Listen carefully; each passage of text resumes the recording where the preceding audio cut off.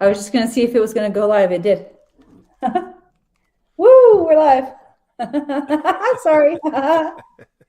So the answer to your question, Kai, is yes, we can go live before it's scheduled to go live. All right, let me send this to my audience. Oh my God, Send it it's gonna out. ask me to do all this stuff again. I All right, know. well, Emily, you warm them up while I reshare with my audience. Yeah, I'll warm up the crowd. I'm going to test too to see if I changed some settings too to hopefully get this out. I see it's on YouTube. All right, so say hello once you get here. Y'all, if this is the first time you're here, what you are witnessing is Spiritual Leaders Unfiltered, where Kai and I and Grace and I, and we're going to get Jose on here too, some powerful spiritual leaders who were boots on the ground, innovating spiritual practices and applying them ourselves so that we can stay strong for our mission. And we've become buds here behind the scenes. And it's so, you guys know, it's so fun to work with your buddies. So say hello once you get here. We've already got Anna in the house. What's up, Anna? It's good to see you. So yeah, that's the drill. Tell us where you're tuning in from as well. If this is the first time we're meeting, I'm Emily Harrison, I'm the founder director of the Akashic Academy, which is a mystery school designed to help visionaries, thought leaders, and difference makers tap into the technology of your Akashic records. Every single person on the planet has Akashic records. This is an account of our soul's journey forward and backward through time from a neutral perspective. Neutral means unconditional love and zero judgment. And once we start tapping into this space, the amount of wisdom, guidance, and clarity we can get about our lives is phenomenal.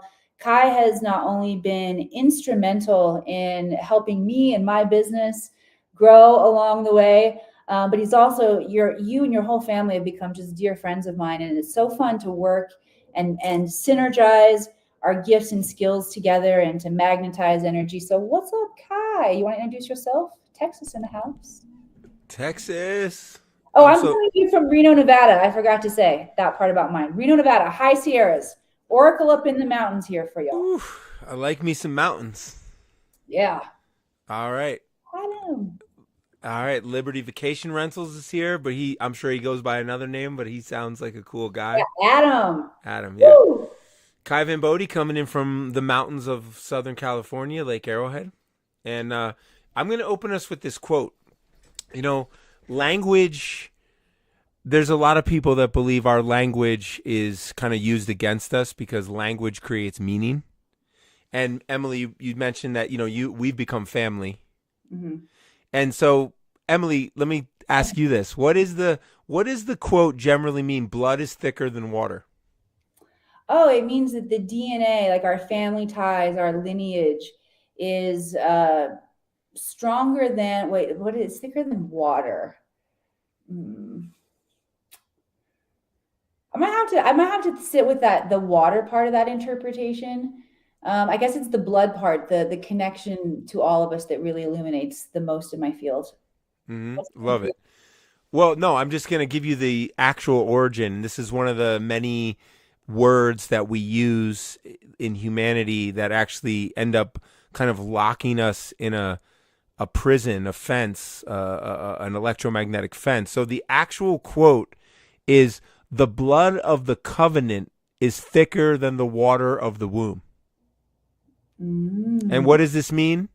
The interpretation means that chosen relationships, covenants, brotherhoods, or spiritual bonds, the blood of the covenant, are stronger than genetic family bonds. Ah, yeah. Now, no shade on our relationships as parents and our children and how deeply spiritual that can be. And this is one of those ways we get thrown off track. We so many people struggle with the family of their origin. It tends to be the source of their trauma, and yet we're meant to find our spiritual family. Yes. And bond with them, and then even if we so choose, the strength of having a community and a tribe of shared values and a community of practice allows us to go more strongly back into our family of origin. And then we get to make the prophecy wrong that you can't preach in your hometown.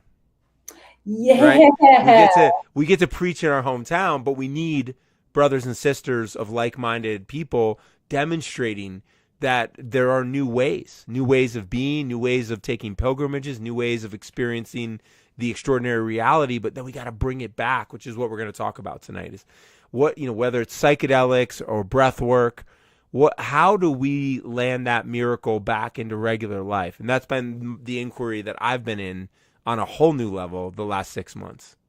And it feels good to be coming from that place of being in the tunnel of miracles and falling out of it, and then getting back in.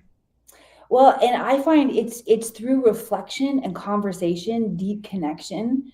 And that's what everybody's like getting you're getting a behind the scenes of what it looks like, in our world, to start dissecting these things. I mean, we have these conversations behind the scenes, and when I'm in breakdown, or you're in breakdown, or Grace is in breakdown, or one of our other brothers or sisters, like we're in support of each other. And so to bring this conversation forward and invite our other visionary friends and thought leaders into it feels like really meaningful. And that's how I integrate it. Is I sit on my porch and I think about it and I reflect about it and I call Grace and I'm like, oh, this just dropped in from the records. I see my karmic patterns, like they're coming complete.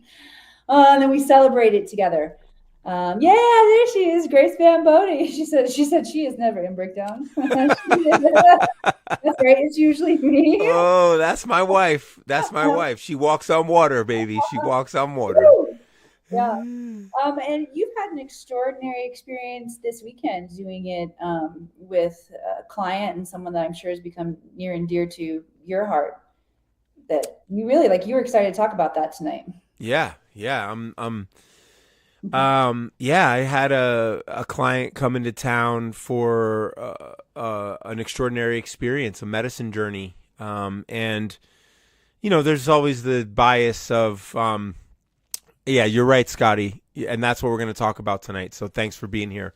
And it's a medicine that has, is legal and has a lot of protection, and it's safe, and it has a lot of physiological healing capacity, even if there was no mental, emotional, altered state. And then on top of that, the altered state that it brings is comfortable, open-hearted, and like psilocybin, which activates on our serotonin receptors and really opens us up. This one does that, but it also helps to turn down cortisol and turn down that adrenaline response. And you stay in the medicine for a long time. And I feel so much gratitude in the Wild West of psychedelics to have found my way back to this medicine that has so much to teach me. And being in this with a client, I got to really look at, because the job is not just the journey, which is what a lot of people think it is. It's how do you land the journey? How do you keep it? And in the larger field of psychedelic work, we talk about how do we turn states into traits? Because it's easy to chase the peak experience. It's much harder to bring the peak experience into everyday life. So a couple things that came through this weekend were, number one, and by the way, the beauty of any kind of personal development work, if you're a facilitator of it, is whether you're aware of this or not, it's always a mirror for your own life. I don't believe you can do deep transformational work with people and not constantly be getting to see yourself and where you're falling short. And that's one of the beautiful things of the psychedelic space, is that almost always there's an invitation for the practitioner to partake in some dose of the medicine to have rapport, right? And many of these medicines are empathogens, meaning they open your heart. Mm-hmm. They allow you to feel what someone else is feeling. They increase your neuroplasticity, your creativity, your ability to track. And so even if you have that skill at a high level or a moderate level, if you're in the medicine with the client, you actually can have it at another level. And some of my best healing has come through when I'm not on duty, but I am on psychedelics. And all of a sudden you're like, well, I kind of see this person's game and I would love to pop them open. Let me see if they're available for that. Let me check in and get permission by intuition or rapport. Anyway, it was one of the most beautiful sessions I've been part of, and the other part of this medicine is that it really has a long duration where the person with this medicine can be engaged and conversational and do some kind of transformational process, or they can be in their little nest and under their eye cover, and it works equally well both ways. Anyway, I really appreciate it because it's got this long duration that allows us to start integration while the medicine is still on board, to start to go out and interact with people. And I think I mentioned one of our last interviews that I was guarding for this and assisting, and as part of that, I was in the kitchen, and a couple times I had to interact with my kids, and the type of father that was available is a different type of father, and they noticed nothing strange. I was just more attuned to their needs, and I could kind of read the conversation beneath the conversation, the true need. So anyway, the question that I wanted to bring to Emily today, and really the whole inquiry of my life right now is, and if you've heard this before, just please tolerate the redundancy. It's like, I know how to pull rabbits out of hats. I know how to manifest exceptional things. What I've also recognized is that while a lot of them stay for days, weeks, months, or years, a lot of them have slipped through the cracks in the past. They've slipped out of my hands, out of my life. And I've been looking in a very responsible way at the architecture of that.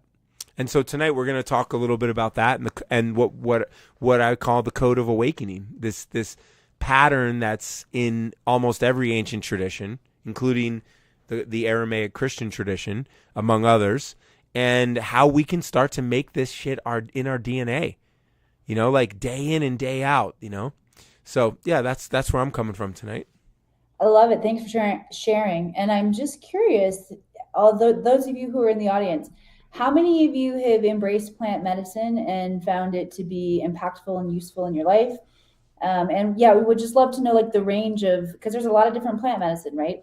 There's cacao to the psychedelics, like you're talking about, the psilocybin. Actually, I don't know if you named, did you name the sacred teacher that you were working with this weekend, Kai? No, this one is called, by the indigenous of Peru, it's called Wachuma, which literally means to cut off your head or to be without a head, because it puts you in your heart and your body.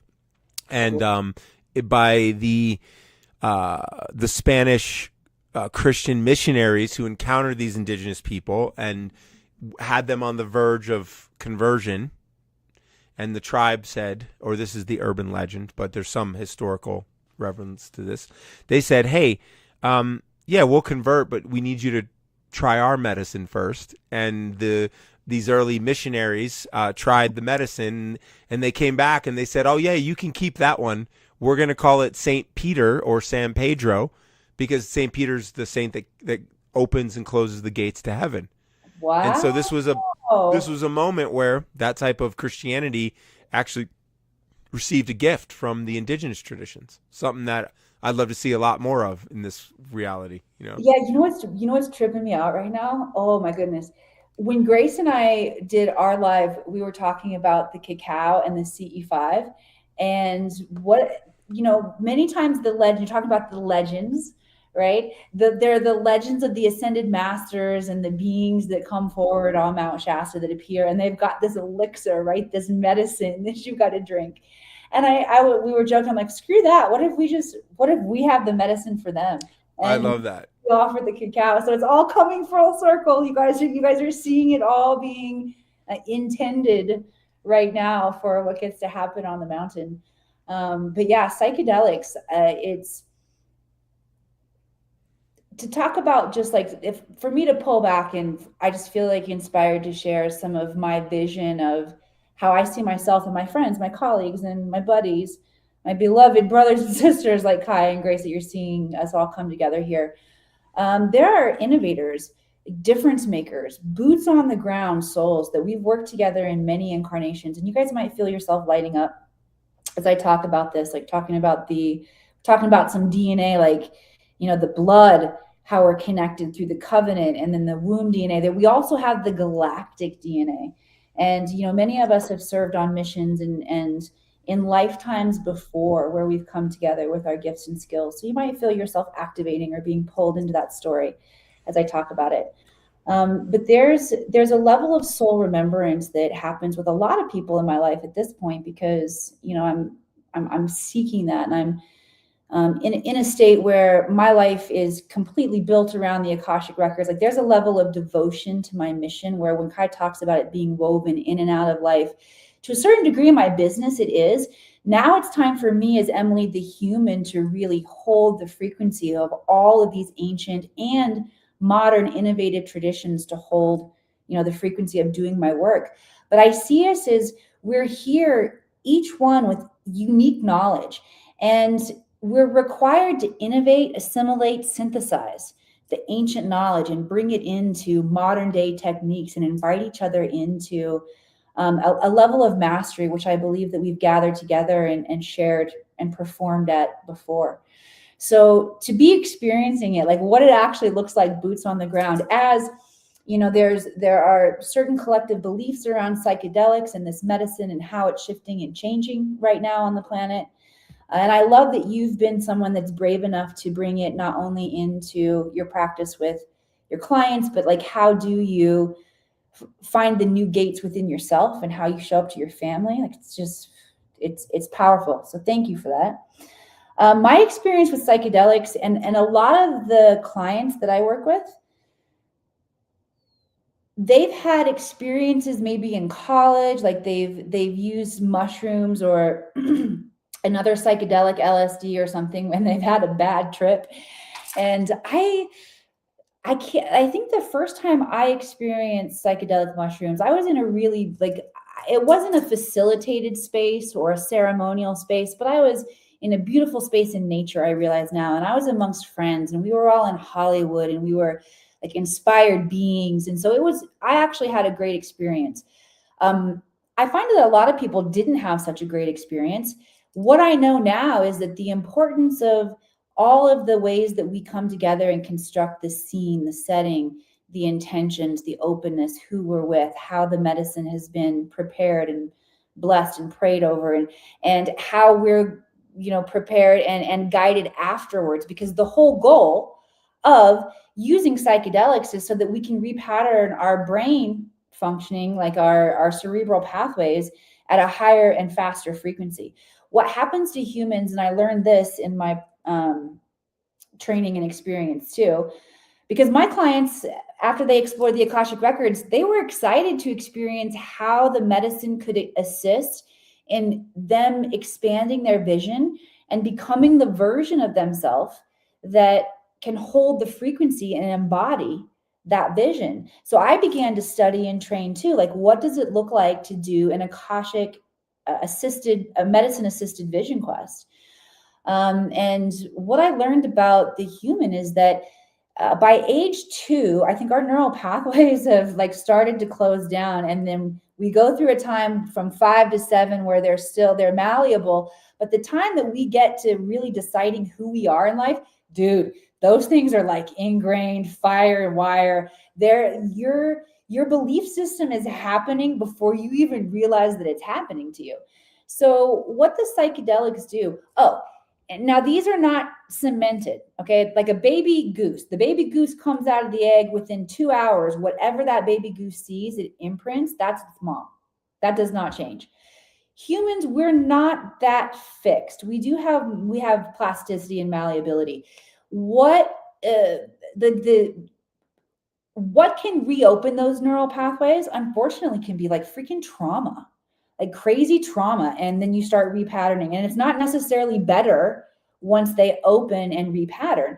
So what psychedelics are doing are giving us an opportunity to consciously reopen those neural pathways, see what's there, what's been blocking us. You speak to the subconscious, and a version of you that speaks to the subconscious is so loving and graceful that the healing and the reprogram, it's like alchemy that happens within yourself, because you really think about yourself differently afterwards. And then for the 48 hours afterwards, neural pathways are open. so that you can repattern and establish new characteristics, new traits. So that's what I've learned about psychedelics. I've learned to embrace the mushroom. The energy signature of the psychedelic mushroom is our teacher. So when you're going to go into a relationship with the mushroom, there's going to be a teacher energy, a consciousness you're going to interact with.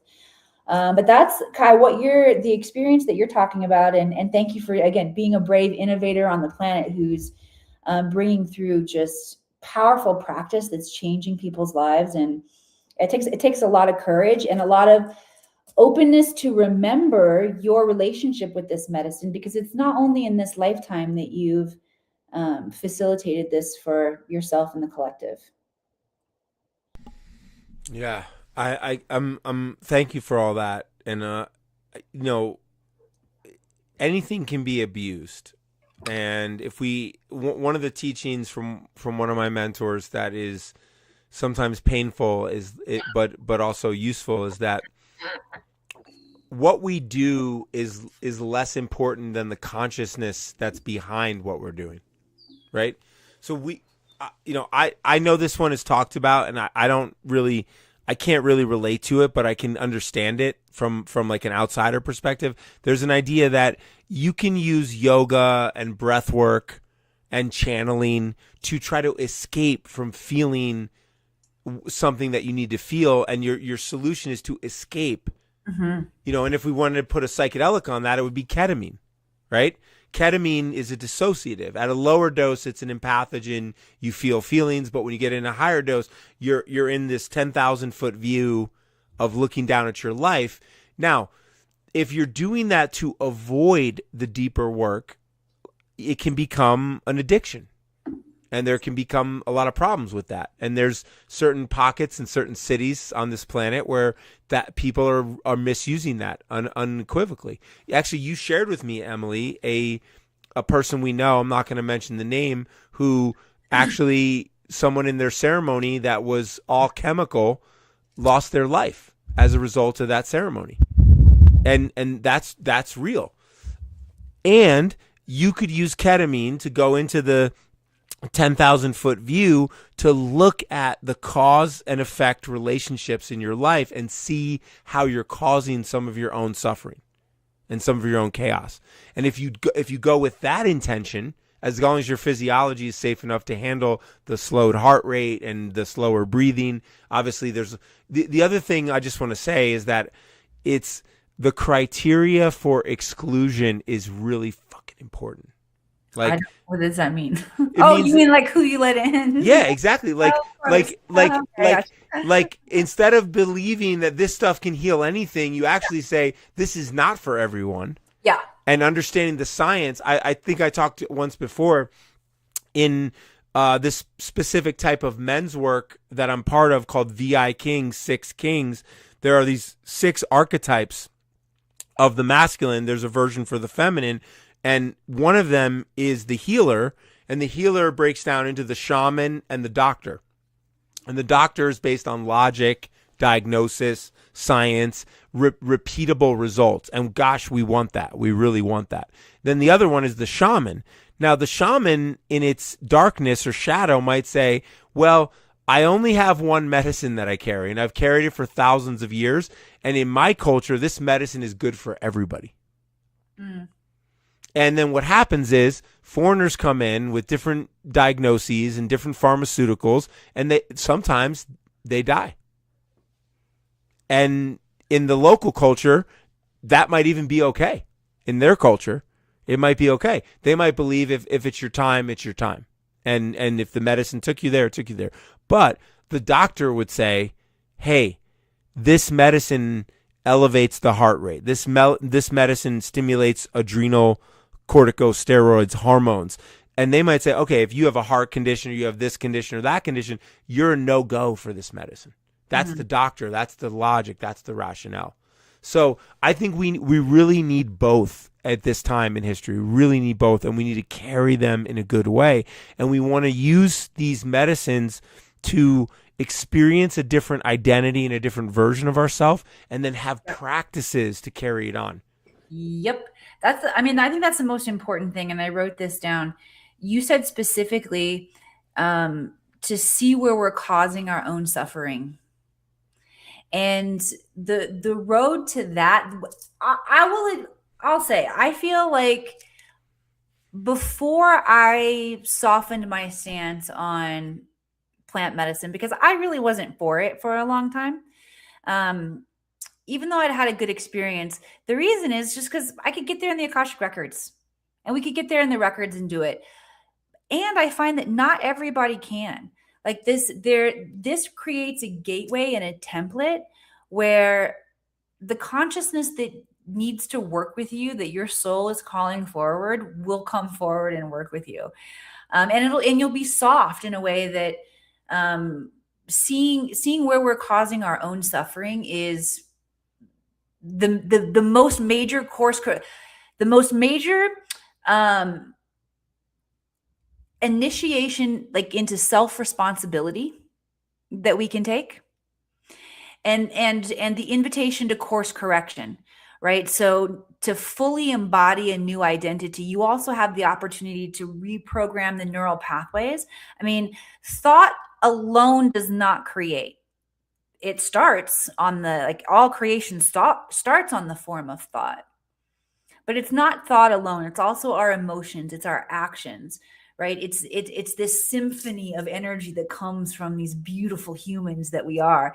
So to use the opportunity to consciously reprogram the neural pathways, the identity, and have support in clarity and like what are the micro actions, the daily things? How do I show up to be this new version of myself on a day-to-day basis and be able to answer that question and know what it looks like? That's a roadmap, right? And that level of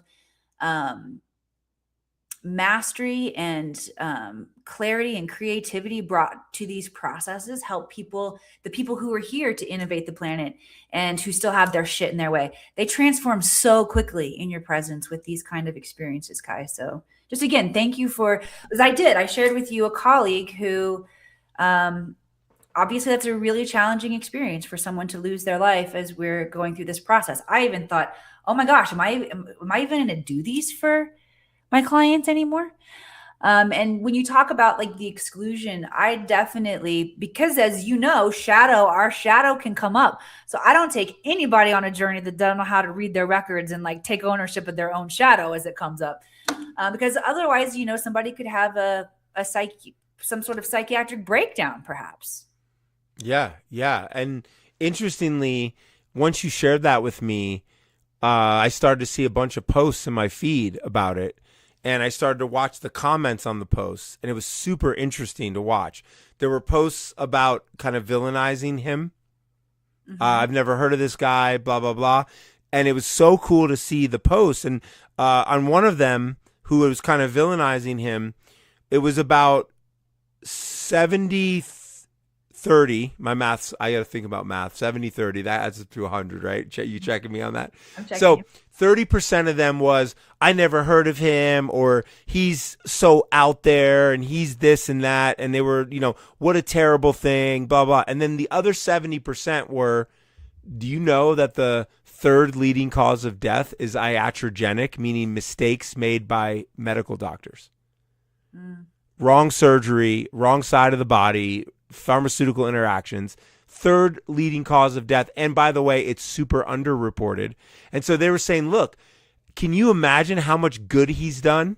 And one person, yeah. Do you know how many people die in hospitals, not from their disease, but from mistreatment or from overprescription of drugs, whatever. So it was so cool to see the nuanced response of the community.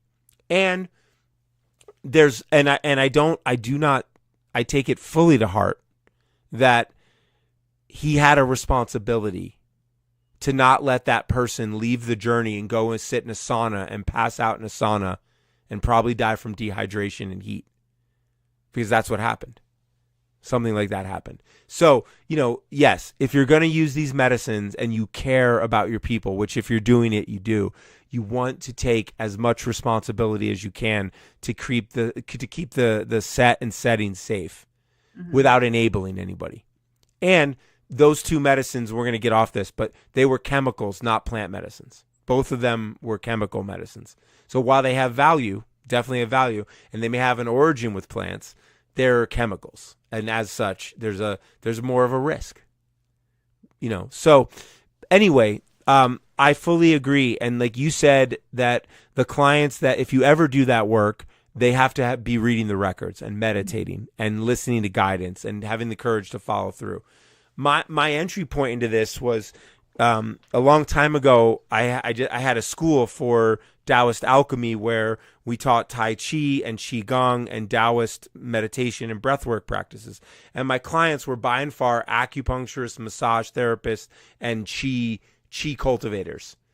And what would happen is I'd be running an event, and I would show up in the seminar room on a Saturday, and we'd have an event Thursday and Friday, and I would look out at my class, and there'd be 3 to 4 people missing, and out of 20 people, there'd be another 5 that looked like they were hungover as a mofo. And I paused, and I said to whoever was helping me run, I said, go find the people that are missing. And, we had a meeting, and it turned out that somebody decided it was a great idea at like 11 o'clock at night to serve my people ayahuasca. And I was like, what the fuck? I was like, are you kidding me? Without, and so all of a sudden I became a de facto integration coach. And what I learned over time was that, and there's people that are titans of the Chinese medicine field who have written white papers and research studies on this, that the Chinese cultivation practices or the Asian cultivation practices like meditation and stillness, like Qigong with holding postures, breathing, they are very compatible with psychedelic work because it's like so when you do any psychedelic, you're basically turning the brightness up of the spirit. Mm. And if you can think of our bodies where the light in our eyes and our consciousness is the light, is the spirit, then we have a wick, which is what burns. You can think of that as our fiber optic cables, our fascia, and our nervous system. Yeah. And then we have wax, which is our hormonal reserve, our adrenals, the health and longevity of our system. And when you put a psychedelic on board, I don't care which one it is, you are going to turn the flame up, you are going to burn the wick, and you are going to deplete the wax. Mm-hmm. And the cool part about Eastern traditions is they're all about how do we restore our wax and strengthen our wick. And that's their approach, is like overflow with wax, reserve your hormones and learn how to build them. There's an art and a science to that. And then also learn how to strengthen the wick through movement and conductivity, Tai Chi, Qigong, Taoist yoga. Anyway, and then what happens is when you put a psychedelic in that person, yeah, it's game on. It's fully game on, and they know how to still themselves. They know how to move energy. And then all of a sudden, it's almost like a well-trained athlete that goes up against a really tough opponent. They're excited for it. But the challenge is if you bring people in that don't know how to train their body, they don't know how to run energy, they don't know how to still their mind, they don't have good hormonal reserves, man, you're going to have a hard time integrating any experience, no matter how healing it is. Mm-hmm. Well, which is why the daily practices and the getaway as we get to go to Shasta and, recalibrate ourselves over Lion's Gate. These are just why these practices are so super important. Hey, Kai, you talked about the cortisol, and I lit up a little bit because I know that's definitely related to stress. And you had an experience this weekend of really like turning the cortisol down. I'm curious to know more about that. And also, like, psychedelics accelerate the experience and the learning. So you got like a deep dive, saturated experience of what the human gets to look like without so much cortisol this weekend. I'm curious if you think, like, how do you feel like our Mount Shasta trip is going to work with cortisol levels in our bodies? Well, I mean, the first thing is, one of the analogies, let's first just change the conversation a little bit. a psychedelic is, or a plant medicine across the board, as you've been saying, Emily, creates more neuroplasticity. Your identity is fully up for renegotiation. In fact, to go back to how you opened our conversation today, we're going back to that neuroplasticity of being 5 to 7 years old, which means anything that happens in that state is going deep into the subconscious.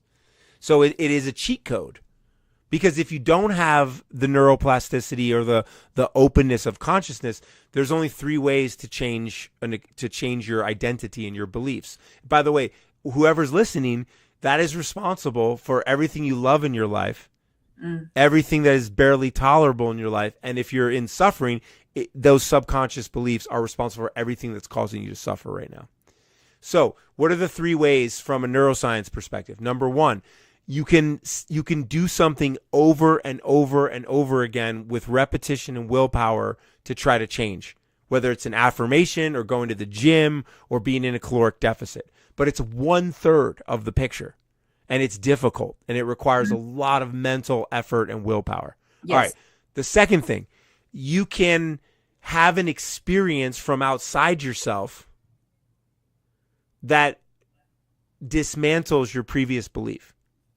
So, for example, one of the things we're going to do in Shasta in the ceremony with the sacred headwaters there that are very uniquely structured to heal the body is we're going to do a ceremony of acknowledgement. After we've been in for 3 or 4 days, we're going to take that water and somebody's going to start, and they're going to take that water and they're going to speak into it in the Masaru Emoto kind of way. And then they're going to sit in front of another human and they're going to say, Emily, I just want to acknowledge you for how grounded you are, how vulnerable you are, how deeply connected to spirit you are, and how bold you are in sharing your perspectives and your stance for the sake of humanity. And then I'm going to hand you that water, and you're going to feel those emotions. You're going to drink it.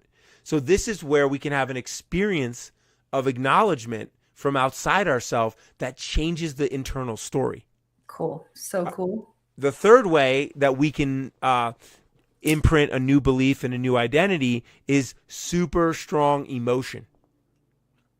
If you were in a war and a bomb went off and you got injured from shrapnel on the right side of your body, and somebody you loved lost their life over there, those type of veterans, anytime they're in any public environment and someone is sitting in that back right quadrant where that trauma came from, they're going to feel a certain way about that person, even if the person has nothing to do with it. They're encoding that space in their quantum field with that emotion. That didn't need to happen on repetition. That happened one time. And the reverse is also true, and they call it a positive trauma. Right? You can have such an enhanced emotional experience that is so positive that it immediately imprints. Now, I would say if you're curious or you realize like, well, geez, we got to get our shit together on this planet for the new Earth, then you'd want to work every one of those 3 angles.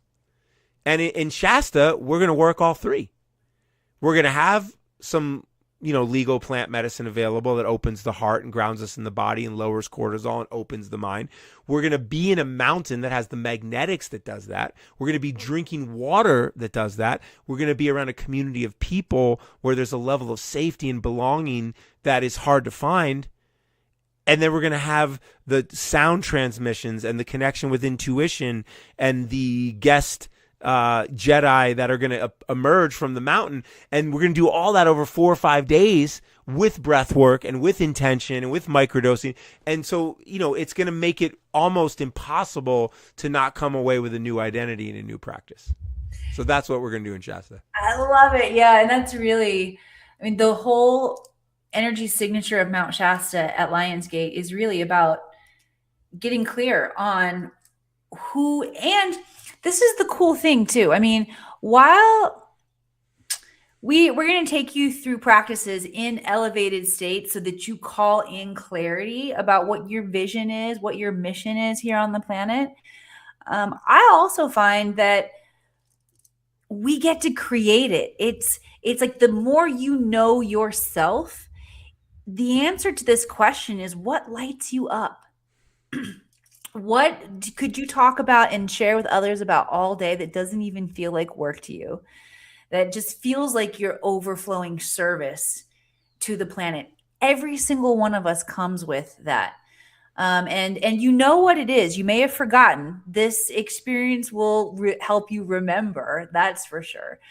But I always like to encourage people, like, it gets to be our wildest dreams. We get to create it. We have been gifted an experience of God consciousness, goddess consciousness in this technology. That's what we do, is create. We are the best creators in the whole entire galaxy. And we're remembering that right now. We're a part of this rise of light, of remembrance, of awareness, where we're taking our freedom back. So you dreaming at this level and getting to experience yourself at this level, that's what you're here for. That's the win that we're all, and you're also responsible for creating it. It's not like a lottery win where you're going to, put in a little bit of effort and you're going to get a whole lottery win back. I will say the dividends are like that. You're going to get way more back than you put in. But when you show up, especially in this lifetime as a soul, your soul's going to work. You're going to have challenges. There are going to be great invitations for you. And this is an opportunity to come and, be in a frequency of magic that helps you to remember. I got lost in a monologue somewhere that Kai, I don't know what, saved me. No, that was beautiful. The thing that comes up for me in studying Aramaic and really seeking and believing that I found some deeper teachings in mystical Christianity, I was listening to a conversation about the similarities of this modern yogi that came to America, not Paramahansa Yogananda, a lesser known one. And he often, like Paramahansa, used the teachings of Christianity, but he showed a deeper level of them. Mm-hmm. And one of the things that he shared, and this relates back to the Beatitudes, which is kind of a foundation for this code of awakening, which we'll go over in a moment, and we'll do some breath work if you guys want to just actually do the work together, which could be fun. He was saying that, I'm going to frame it another way. So there's a modern mystic named Neville Goddard. Mm-hmm. And Neville lived in the early 1900s, 1930s, 40s, 50s, maybe 60s. And he taught he called it the law of assumption. And I call it felt inevitability. Mm. That when in your spiritual practice, you can meet the future version of you. So much so that you've already feel the gratitude, the abundance, the health, the intimacy, and then take that with you into everyday life. The benefits are, there's a multitude of them. And it can sound very pie in the sky. And one of the things that Neville talked about what is the sense of felt inevitability? It's like being a kid on Christmas Eve, if you can relate to that. You don't know what you're getting tomorrow, but you just know you wish it was morning already. And you know there's going to be hot chocolate and cinnamon buns. And you know there's going to be presents under the tree. That's felt inevitability. And Neville codified this with something wonderful is about to happen. Mm. Okay, now that sounds sound very spiritual bypass, but let's look at the flip side, bros and sisters. Let's look at the flip side. The flip side is hypervigilance. It's a deep, entrained human characteristic that something bad is about to happen. Oh, yeah. Right? No matter how much money I've made or how good my relationship is, the shit is about to hit the fan. And there's a word for it in neuroscience called happiness avoidance or hypervigilance. And so we can certainly swallow the neuroscience of the negative one. Well, no one's talking about something wonderful is about to happen. But this is what this Indian saint was saying. He was saying every time you come into a moment of depression or sadness or hopelessness, you have momentarily become an atheist. Wow. Because what you're not realizing is everything is happening for you. Mm-hmm. And if you can surrender to that, if you can, not as a thought, not as a hope, but as a felt sense, then the magic that starts to happen. Because, and this was the other part of this weekend, is like, I've recognized that a large amount of the time, my breath work, my meditation, and my prayer is a transactional peak performance act so that I can show up better and show up better for my clients. And then what I forgot and remembered on the medicine was that finding peace and connection to spirit is our birthright. And whatever practice you use to do that, do not make it a means to an end only. Make it a means of its own self. The meditation is to remember that you are fully supported and you're at peace. And the irony is when you go all in on that type of present moment awareness, which is what we're going to teach in the Code of Awakening, and we're going to get to it right here in a few minutes or a few seconds, then not only is the practice more enjoyable, not only do you leave it with a sense of peace, joy, gratitude, intimacy, abundance, but then you are a better performer because you're not chasing, you're not afraid. You're in flow state. Mm-hmm. You're going to fail. But if you fail in faith, it's way more fun. It's way safer. Kai, I'm so lit up about reprogramming myself to believe that something wonderful is about to happen. That's so good. That's so good. I think we should, how about this? How about I open up the records? We'll set that intention that we get to glimpse that. We're going to get to experience that right here tonight. I also think that should be like one of the just like a mantra of our Mount Shasta week, where we just like first thing that we say to each other when we see each other in the morning, something wonderful is about to happen. Yes, we got to program that into ourselves. That is so freaking good. Thank you for that. Okay. You're welcome. So what do you say we'll call that intention that we're going to open up the records and we're going to call up that template. So really how the human works, what makes us such great creators. Makes sense to me why I spent 20 years as a Hollywood actress, because sense memory, calling it like up a memory where you're actually feeling it, you're experiencing it with your body before it is real, which is exactly what acting is. It's acting truthfully in imaginary circumstances.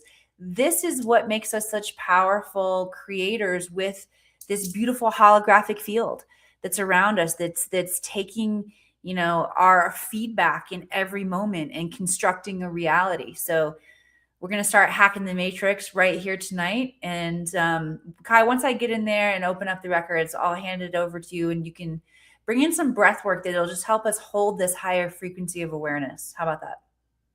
Sounds great. Cool. Okay. All right, everybody. We are calling in the intention to reprogram ourselves. We're going to feel the coding, the templates, each one of us individually, of what it feels like that something wonderful is about to happen. Okay. And the guys are saying, just take a moment and, like I said, think about the opposite of that. Have you ever had the feeling that something bad is about to happen? I was able to notice that feeling of dread. It did not come from me, but I felt it this morning. And as humans, we're so susceptible to that distortion. Some of us are even programmed to constantly feel like something bad is going to happen, that the carpet's going to be pulled out from underneath us, the other shoe is going to drop. So I just want you to think about what it's going to mean for you to give up that programming right now. Think about the areas of your life that are going to get to change. All right. And I want you to be aware of that as we adjust the posture, sitting up nice and straight, feeling all four corners of your feet on the floor, tucking the tailbone and chin under, elongating your spine, laying your palms up, open and receptive on your lap. We're going to synchronize our breath together. And as we breathe breath into our bodies, as we're holding this intention of bringing awareness and space into the parts of our lives that get to change, I want you to recognize that you're doing that right now, here together with a collective community, working in the quantum field as you take a deep breath in through your nose, creating space. Deep breath in. To pull out air all the way into your lungs. Gently pause at the top of the breath. In this 0 point energy, notice the spaciousness in your mind, in your emotions, in your body. Nice slow exhale, like you're breathing through a straw, pursed lips, releasing that air. Blow space into the field, space into your world, space for change. Good. Pausing at the bottom of the breath, relaxing into that 0 point energy, reprogramming. Then take a deep breath in through the nose, calling light into the body. Deep breath in, pausing at the top of the breath. Turn the awareness inward.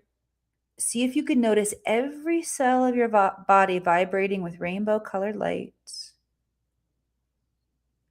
Good. Noticing yourself as a being of light as you gently exhale.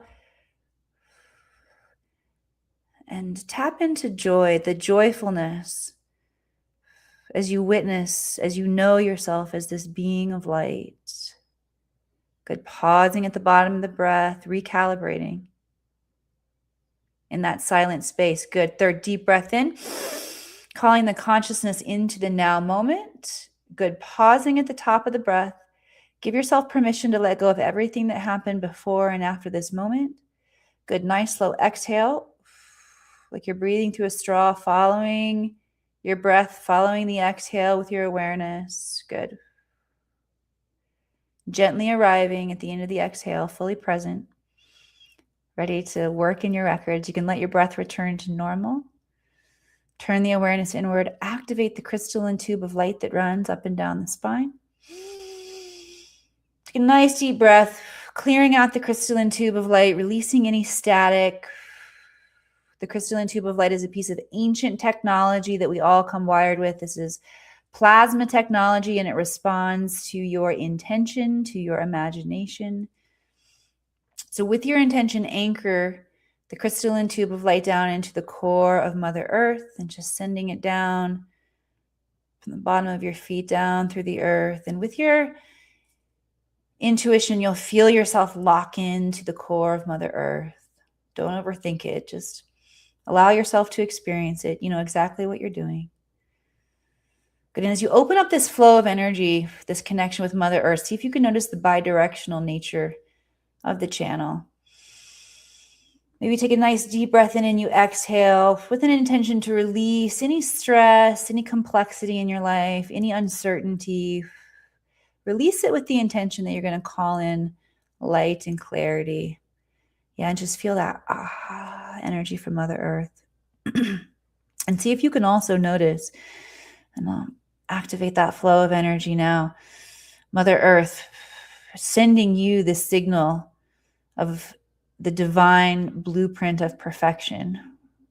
Not only the story, the potential of Mother Earth, but the remembrance of how you play a part in that story.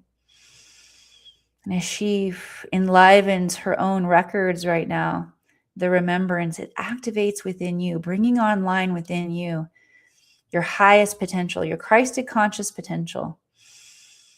You have the opportunity, if you choose, in this lifetime to experience the full potential of you co-creating with your thoughts, with your emotions, with your body, with others around you. You don't have to choose that. Your soul has an eternity.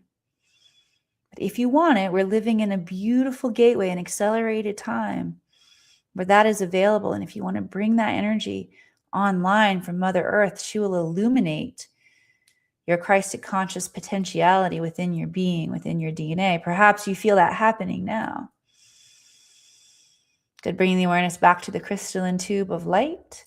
This time sending it out the top of your head, all the way up through the layers of space and time, exiting the universe, exiting the multiverse. Inhale as you anchor into the Akash, the all that is. And as you exhale, set an intention that your body, your mind, your emotions will acclimate to this high frequency energy. And see if you can notice the intelligence of your soul, forward and backward through time, illuminating in gold, platinum, diamond sparkles of light, becoming available for you now as it spirals down the crystalline tube, through the layers of space and time, integrating into your upper gateways, harnessing, activating in the soul star, spiraling down through your crown, third eye, fourth eye, throat, ascended heart, solar plexus, sacral root, spiraling out your feet, activating earth star chakra below your feet. Breathing, run that energy like a giant figure eight, everybody, through the crystalline tube of light. This activates the galactic DNA. Good. Dropping the consciousness from the mind into the heart, we'll sound the 5 sacred ohms, opening the Akashic records. With this ohm, I relax my body.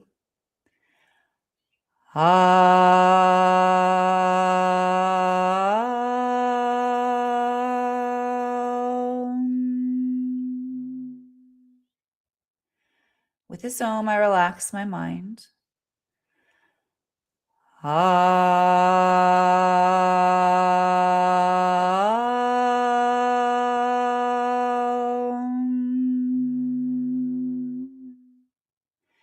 With this ohm, I release my ego.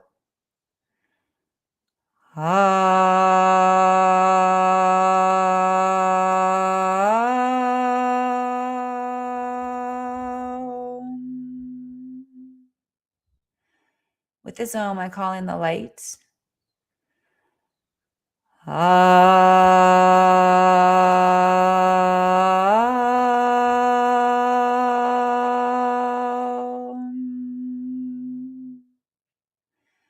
With this ohm, I open the Akashic records of Emily Suzanne Harrison. You can use your full name.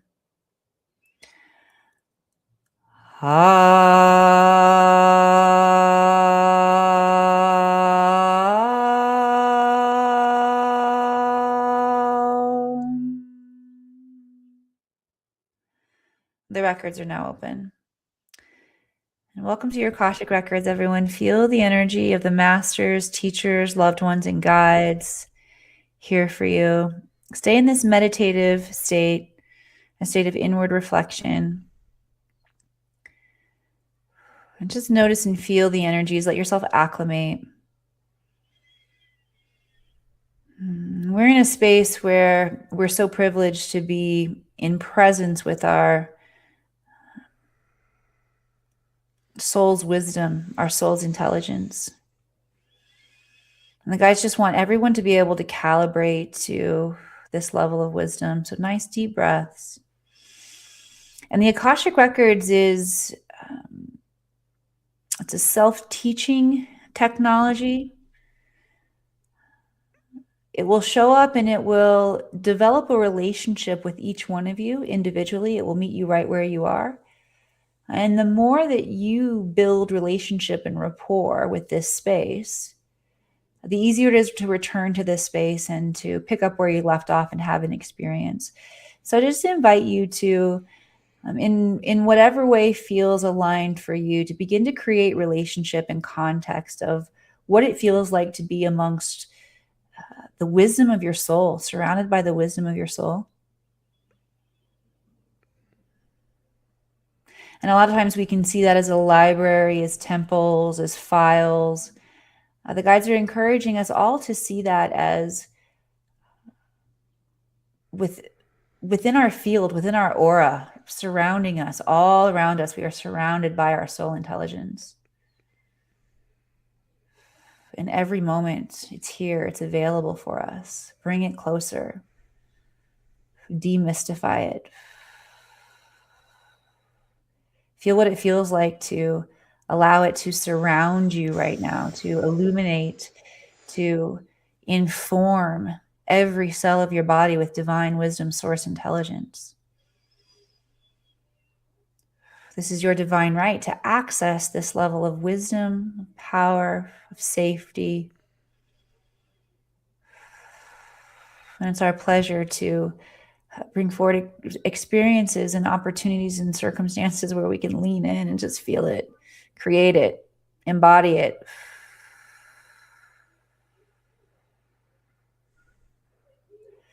Okay, from this space, the guides want to start bringing up for each one of us an individual code, an individual blueprint of what it feels like to anticipate something good, that it is something good is going to happen. And that program, that template might come in a memory of Christmas Eve for you as a kid.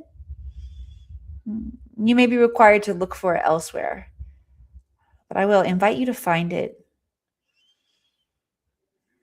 It's best if you can find a real experience, a real memory. I'm asking the guides to illuminate that within everyone's field, a memory when it was real and authentic within you, and allow that to radiate, pulse, vibrate within you.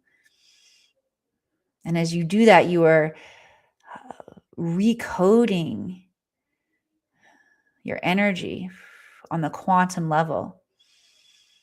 You're remembering that, you're making connection with that energetic state. You're building rapport with that state. You're letting your cells know that you're safe holding that frequency.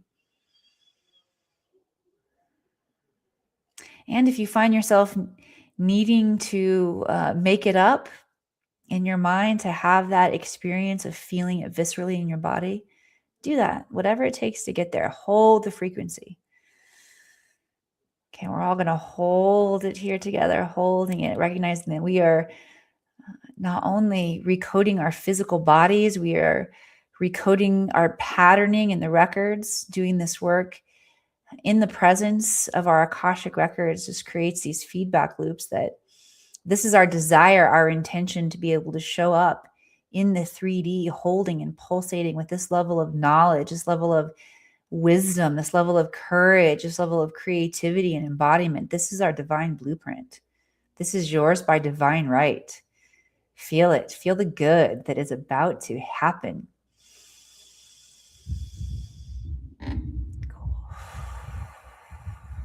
All right, Kai Van Bodhi, I'll turn it over to you to take us through some breath work and whatever feels alive in your field that are going to help our human nervous systems hold and conduct this frequency with more ease and grace. So bring your hands onto your heart, palm over the center of your chest. So much of the code of awakening was already demonstrated there, but take a breath in through your nose, down through your throat, and feel the chest rise into your hands. And then as you exhale into your heart. This is step one of any system of awakening. We have to come home to our divine nature that lives in our heart, our electromagnetic link to our soul. And we'll take one of these breaths. We're going to breathe in through the nose. We're going to draw that breath into the heart. We're going to hold. We'll sip a little air through the mouth, and then we'll pinhole exhale right into the heart. This is your breath to come home to who you are right here, right now, in this moment. Ready? Breathe in nose. Sip through the mouth. Swallow saliva. Pinhole exhale into the heart.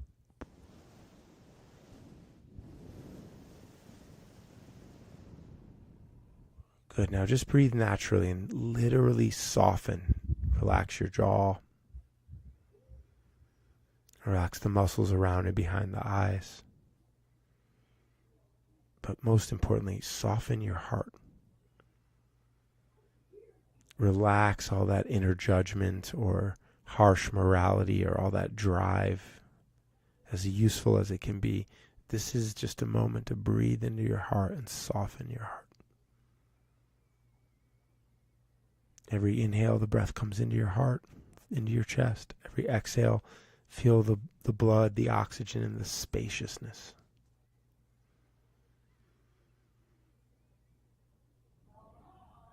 Now, one distortion that I would love to see corrected is this distortion that we can somehow be moral and virtuous externally without first being moral and virtuous internally. And how do we do that? We have to love and welcome all parts of us home. So as you visualized something wonderful is about to happen, some of you may have noticed there's still something inside you that you judge. Some addiction, something you hold against yourself. Some part of yourself that you've abandoned or turned your back on. Some secret you promised you would take to the grave. So now as you breathe deeply and gently into your heart, find the most abandoned part of you and welcome it to the table. Give it some nourishing food and some clean water. Welcome it back. Love even the part of you that you're afraid to tell anybody about. That's how it heals. That's how it changes. Take a breath in through the nose. Sip through the mouth. Swallow saliva, relax shoulders, exhale, and just send love into this part of you as hard as it may be. Love it the way you love a child or a pet.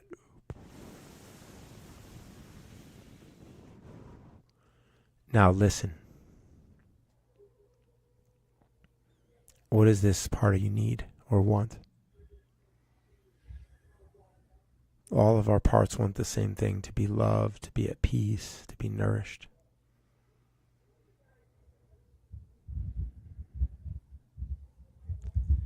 And if there's a part of you, there's another part that can listen to your higher perspective. So let's take a breath to tune into the highest level of wisdom that's available to us through this moment of Akashic opening to the higher self, the higher blueprint. Ready? Inhale nose.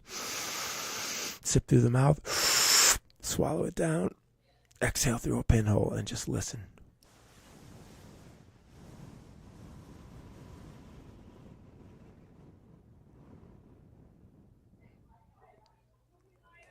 What is the deepest level of guidance that you can tune into?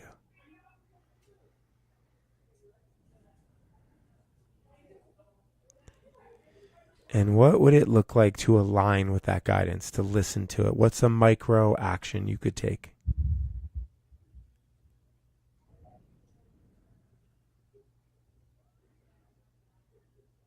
And see yourself speaking in a new way,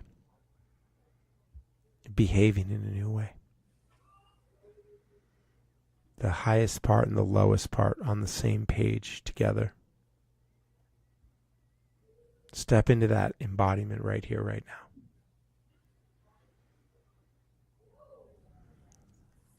And we'll take a deep breath in through the nose. Follow the guidance. Inhale nose. Sip through the mouth. Swallow saliva. Slide the hands down to the navel. Palm over navel. Exhale through a pinhole once again. And see if, even if it's minute, can you feel a new version of you? More accepting and loving of all your parts and connected to higher guidance. Seeing yourself taking that action.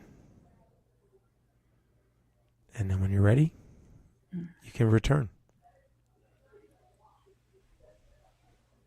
Good stuff. I'm curious to know what comes through for you guys out there on that invitation for higher guidance. George said, your last name stopped me in my tracks because it's your wife's maiden name. A gentle sadness, not overstep. I'm glad you're here. Well, there's definitely, like we're talking about, this soul family alignment that draws us in together to do the work. Thank you, Kai. You're welcome. Yep. I don't know if they're still here, but a shout out to Scotty and Mikal and your guys, all the work you guys have put in with somatics, and it's good to see you here. Cool. Yep.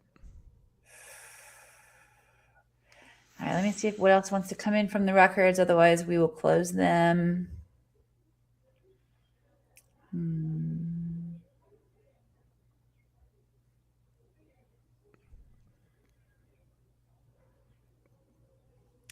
Yeah, just a moment to linger and an invitation. You all can set the intention that this becomes your new baseline frequency, this level of radical self-acceptance, which is, it's important for, we talked about radical self-responsibility earlier too, and the areas where part of the requirement of the soul journey is to see where we're suffering, where we're causing our own suffering. And when we take our power back in that way, it's a completely different game. And that's what we're all here to experience. I mean, the suffering it's optional. It truly is optional. And our souls learn and grow through it. But like, enough is enough. It's time to really like be in that softened space where we can have radical self-acceptance, which leads to radical self-responsibility. And the responsibility is not only seeing where we're suffering, it's also stepping into the discipline and the opportunity to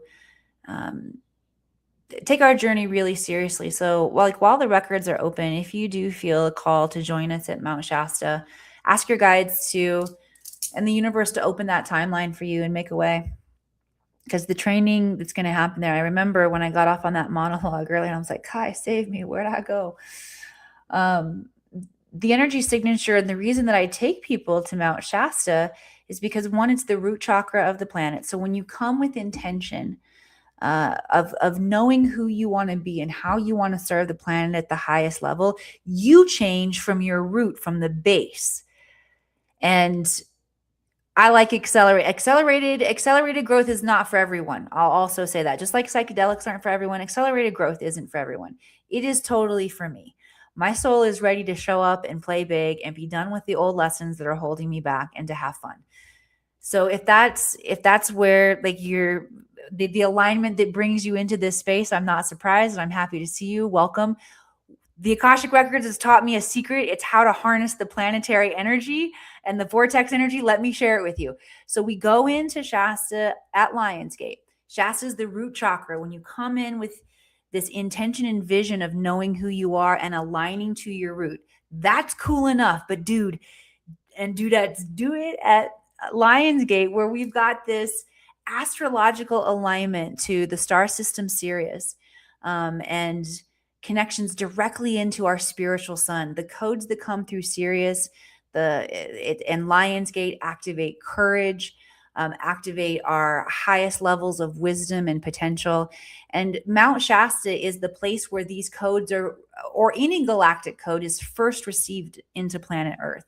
So getting to be there together and to receive the transmissions that are coming in from the cosmos to support us, while we know how to invite and harness the energy of the Earth vortexes, it's about radical identity change and showing up in our highest potential timeline. So for those of you who are being called, it's August 6th through the 10th.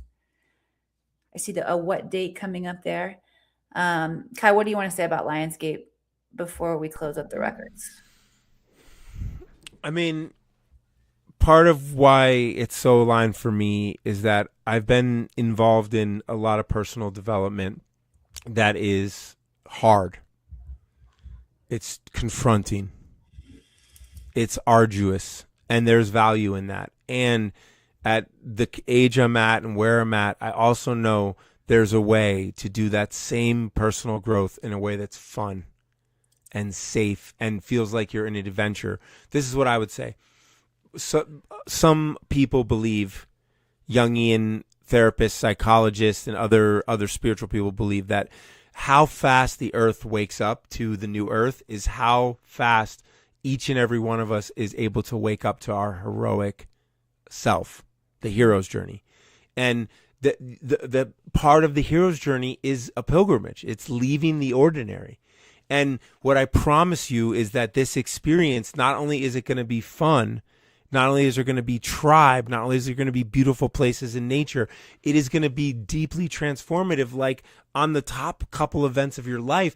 And you won't be able to go back to life the same way. And we'll give you tools to reintegrate. So is it tourism? Yes, but not really. Is it a spiritual adventure? Absolutely. Is it a one-off? No. But will it be among the top experiences of your life? Probably.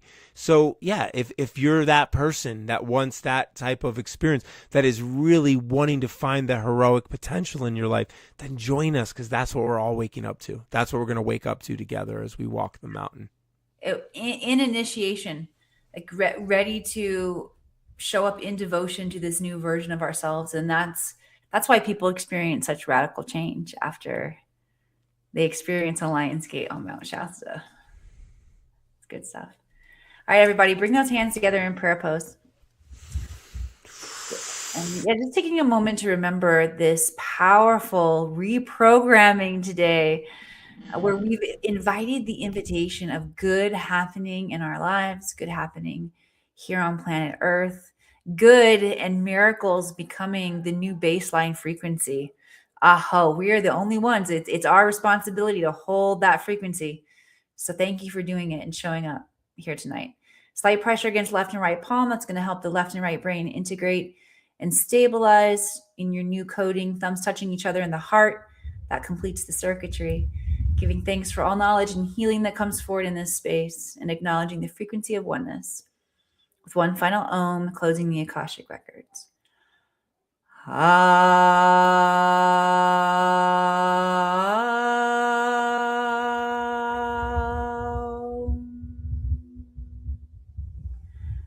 The records are now closed. Good stuff. Yeah, in the description is the link for the Lionsgate experience if you want to apply. Yep. All right. Until next time, Kai Fan Bodhi. Thank you, Emily. Thanks for hanging with me. That was great. We'll come back and play again soon. Yep. Okay. See you guys soon. Good night. Is greater cosmic mystery calling you? The mystery of your highest potential? But responsibility, stress, and EMF are distorting your vision. And the scariest thing is, during our depleted state, it's so easy to give up, to give in, and stay small. There's good news. At the Akashic Academy, we've dedicated ourselves to recovering wisdom that will help quantum visionaries, thought leaders, and difference makers thrive in the face of change. This August, come join me and the Ascended Masters in Mount Shasta for the Akashic Alchemy Immersion. Why I went to Shasta. The Akashic Academy Immersion at Mount Shasta represented a way for me to be able to work directly with Emily Harrison and a group of people like me that are looking at deepening both their wisdom and their intuition. The fact that Shasta is a mountain that's sacred to the indigenous people of North America and that it is known to have magnetic energy vortexes, that added to the mystery and the attraction of participating in the immersion. And what has happened since I got back from Shasta? I have been writing more, I have been writing better, and I've focused on developing more skills to coach effectively and empathetically. My intuition's improved. My focus on living a life of good health and acting on what is possible when I play big on my life's purposes has made life all that much more rewarding. Why I went to Mount Shasta. I knew Shasta would be life-changing because of the potent energy there. I just needed to find the right tribe to go with. When I was in Shasta, I experienced unconditional love from within. I've built a whole company. I landed a TEDx talk. I have the ability to manifest at the drop of a hat because I tapped into the highest frequency in the vortex.